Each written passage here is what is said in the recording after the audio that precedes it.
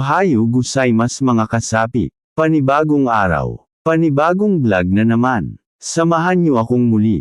Mag-exercise muna tayo at magpapawis. Ayan at naghahanda na naman ako ng mga tools para sa ating gagawing trabaho. Biglang pumasok si Insan dito. Inaalok ako ng onion, masala at curry. What? Ngayong araw ay magbabaklas nga pala tayo ng isang higanteng giant na non-return valve na para sa emergency flooding pump. Para ito sa safety ng ating barko kaya kailangan siguraduhin na ito ay gumagana o nagpa-function ng maayos. Ito kasi yung humihigop ng tubig kung sakaling bumaha ang ating buong engine space. Inumpisahan na nga namin magbaklas dito, at baka baklasin pa ng iba. At habang nagmimekos-mekos kami ng insan ko dyan, may imamarites na naman ako sa'yo kasapi. Hindi sa pagmamayabang kasapi, totoo ang sasabihin ko sa'yo. Dahil sa pagbabarko, naikot ko na pala ang 4 na sulok ng mundo. Oo, tama na naman ang narinig mo. 4 ang sulok ng mundo. Huwag kang maniwala sa teacher mo na gumagamit ng globo. Siyempre bilog yun. Mapa ang gamit namin dito sa barko, kaya 4 talaga ang sulok kasapi. Seryoso na tayo kasapi. Mino-motivate lang kita ng husto. Binibigyan lang kita ng dahilan para ituloy mo na ang pag-apply mo. Kung ikaw ay magbabarko, libre mong malilibot ang 4 na sulok ng mundong sinasabi ko. Aminin mo man o hindi, ay alam ko. Di ba nung tinanong kayo ng teacher mo, what you want to do when you grow up? Ang sagot ng isa mong classmate na asawa na ngayon ng beshi mo. Ako po ma'am gusto ko magpabuntis. Oh my God. Hulaan ko ang sagot mo. Di ba ginaya mo lang naman ang sagot ng isa mo pang marites na kaklase?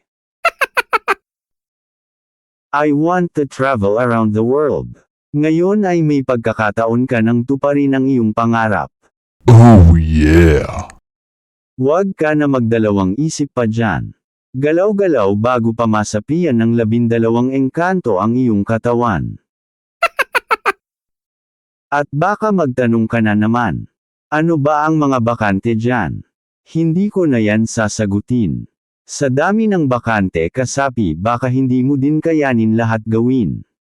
Alam mo naman siguro sa sarili mo, kung ano ang kaya mong gawin. Applyan mo yung mga posisyon na alam mong kaya mo. Balik muna tayo sa ginagawa ko.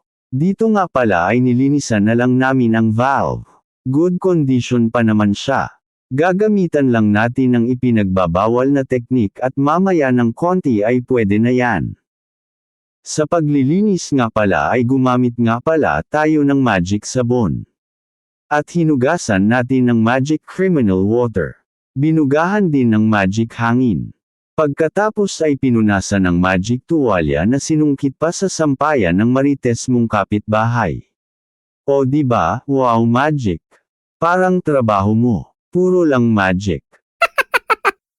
Kaya ang sweldo natin kasapi, parang magic lang din. Hindi pa sumasayad sa palad mo nagdi-disappear na. Ganon naman talaga. Nung nag-apply kasi ako mga kasapi trabaho lang ang hiningi ko. Huli ko na lang napagtanto kailangan ko din pala ng sweldo. Oh my God. Tapos na nga pala nating linisin ang ating higanteng giant na valve. Kaya ano pang ginagawa mo Diego? Malayo pa ang Pasko. Ibalik na natin sa pwesto. Baka makita pa ng mga egoy at maagawan pa tayo ng trabaho. Malapit na namang matapos ang video mga kasapi. Kaya naman, mag-shoutout muna tayo. Shoutout unang-una syempre sa mahal ko, si Pinky, wala nang iba. Shoutout kay Kuya B at Amboy. Ang dalawa kong anak na pogi, na mana sa daddy nila, walang duda. Shoutout kay Cheng Cheng, ang batang makulit na bida-bida. Shoutout sa 5 kong subscribers na nadagdagan na naman ng isa, kaya 6 na sila. Yahee!